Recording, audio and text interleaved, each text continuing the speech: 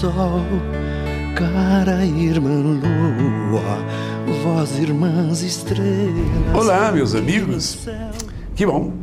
Mais uma vez, nesse mês de março, estamos aqui conversando sobre a nossa vida, né? Mas queremos que a nossa vida seja iluminada pela vida de Francesco d'Assisi. Uma das experiências mais deliciosas que a vida tem é aquela de nós vivermos entre irmãos, né? O Salmo já diz que bom quando os irmãos estão juntos, né? E é como um óleo que desce pela barba de... Coisa horrorosa, um óleo pegajoso descendo pela barba. Eu não tenho barba e nem tenho óleo, mas enfim, para eles era uma delícia descrever assim.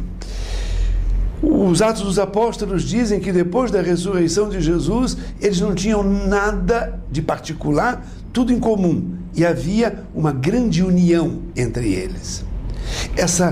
Esse estar com os outros sem prevenções, esse estar uns com os outros sem cálculos, né? Esse estar à vontade, esse chegar e dizer: Pedro, hoje eu quero te dizer, foi um dia tão bonito, eu encontrei isso, encontrei aquilo. Pedro, eu hoje estou sofrendo muito porque voltou aquela danada daquela tentação. Pedro, me ajuda a fazer tal coisa. É muito bom viver em fraternidade, viver como irmãos, né?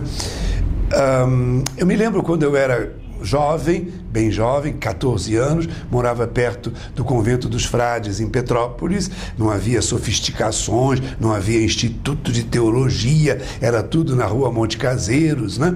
E eu olhava saírem os frades, Frei Mariano Tenfen depois saiu, Frei Hugo Baggio já morreu, Frei Celso, que está agora em Amparo, saía. Eu ficava tão feliz de ver aqueles frades saindo, alegres, conversando. Uns iam para a universidade, outros iam talvez para uma catequese no Bingen, né? E eu olhava e dizia: que bom, quem sabe talvez um dia eu também vou ser irmão como eles são irmãos, né? Uma beleza essa ideia da fraternidade. Depois eu os via entrando no coro para rezar o ofício, e faziam a genuflexão, depois um pegava o turíbulo. Na minha cabeça de garoto eu olhava aquilo tudo com encantamento. Foi assim que o Senhor me deu começar uma vida de penitência quando eu beijei o leproso.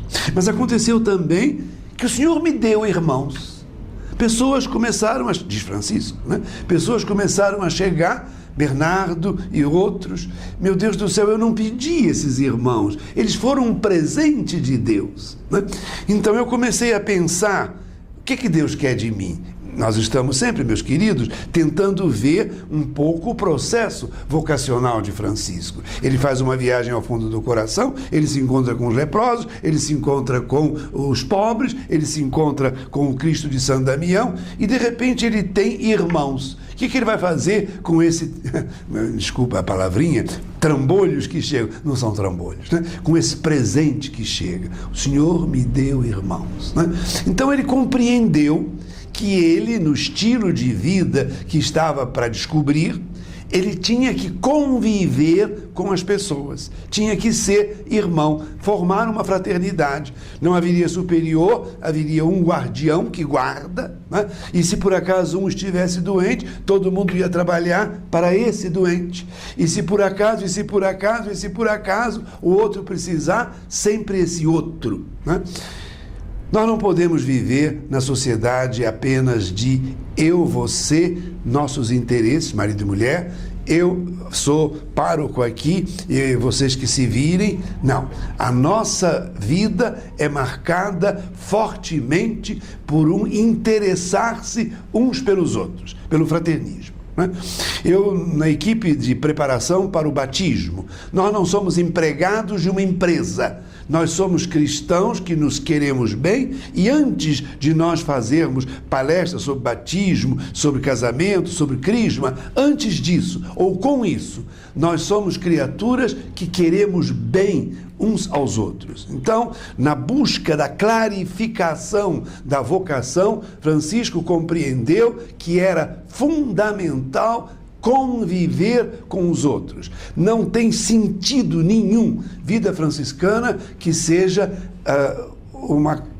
pessoas vivendo num hotel, numa pensão, cada um com a sua vida. Só tem sentido quando um depende do outro, quando um precisa do outro, quando um se alegra com o sucesso do outro, não tem inveja. Quando um e os outros, todos juntos, vivem esse mistério da fraternidade. Também nossas paróquias, se não forem constituídas de pequenas comunidades fraternas, as nossas paróquias se tornam espaços inócuos, onde apenas se celebram sacramentos, se fecham as portas e não se ama fraternalmente. Vede como eles se amam. Muito obrigado pela sua atenção e até uma outra vez, se Deus quiser.